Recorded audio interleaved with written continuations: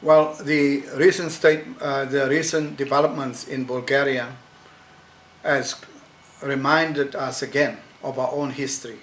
And as the South African Football Association, and as the president of Safa and vice president of CAF, I want to condemn on behalf of all of our members, in the most strongest term, the humiliation that the players suffered as a result of racist chants and other insulting behavior that they suffered while on duty for their national team. South Africa has its own unique history of racism. Many of us participated in a liberation struggle and a struggle against apartheid, and we feel very, very strongly about bringing an end to the humiliation and insults that generation of African players playing in Europe had to suffer.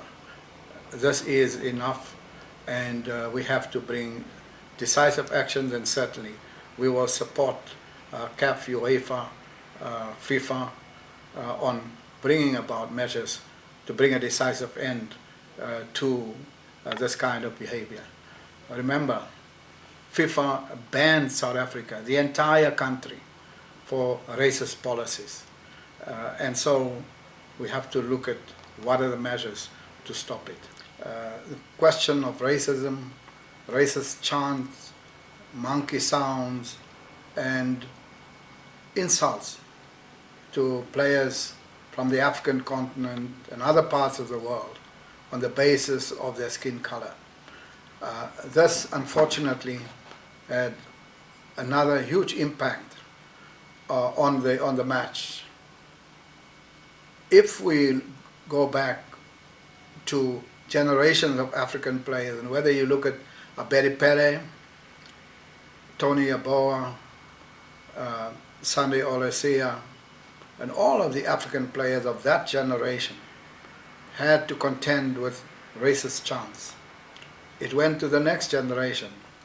Samuel Eto'o, Didier Drogba had to endure it. Now the next generation of Raheem Sterling and Zaha and all of the players of the now generation.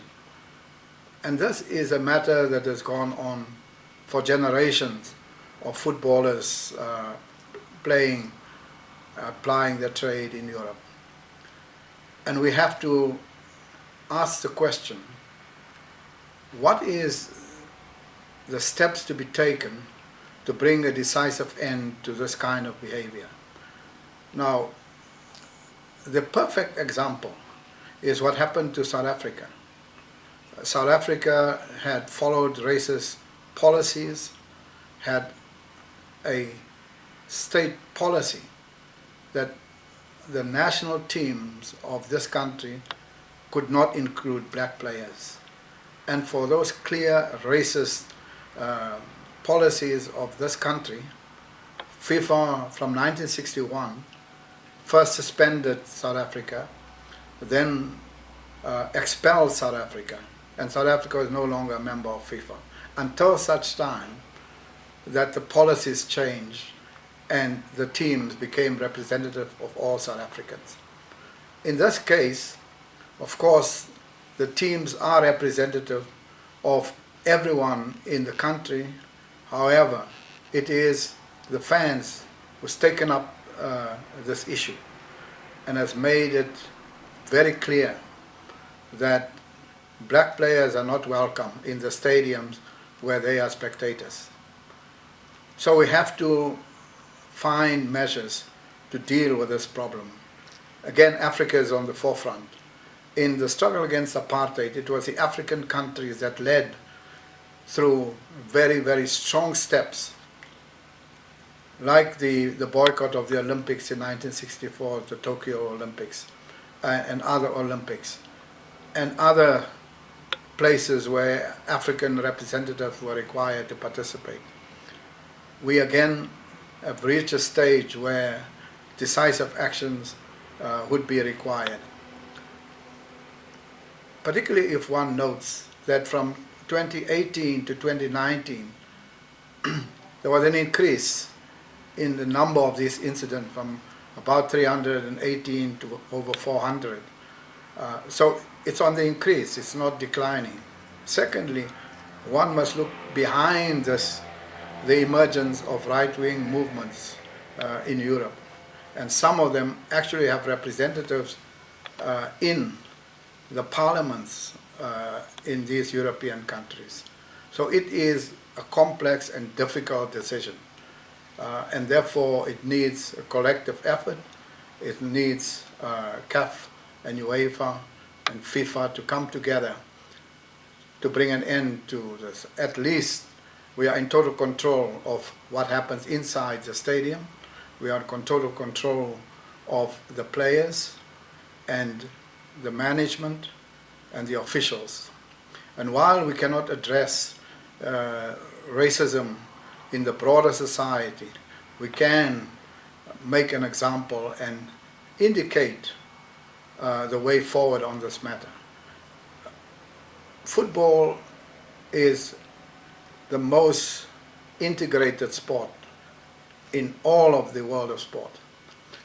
And therefore, when we see teams like the English team embracing every player, like the English league, like the Spanish league, then we have to take action against those who clearly go out to embarrass players who come to play in whether it's the Spanish league, the Dutch league, the English league, or in Eastern Europe, whether it's in Bulgaria, Romania, or any of the other countries. This is a step that if we thought that we were making progress, this match between England and Bulgaria reminded us that this problem will not go away. This problem is increasing and greater steps must be taken. Of course, one notes the steps taken by FIFA and UEFA on this score, but we need to do more. Also, as more and more African players get into clubs in Europe, there need to be countermeasures to protect the integrity of all of these players as they join the big clubs and they go into the arenas where right-wing elements and right-wing movements clearly has a presence. The only thing they need to do is to buy a ticket and express not their sporting orientation, but their political orientation within the sporting context. So I think that we must condemn what happened in Bulgaria. No one has a right to humiliate players who are doing national duty, and we have to look at working together to make sure that this matter is brought to an end and brought to a head. Perhaps a discussion in a FIFA Congress or a specific Congress focusing on racism in football is required, and that delegates from Africa, Asia, Europe bring their own experiences so that a Congress decision be taken and turn into very, very strict governance regulations to bring an end to this matter.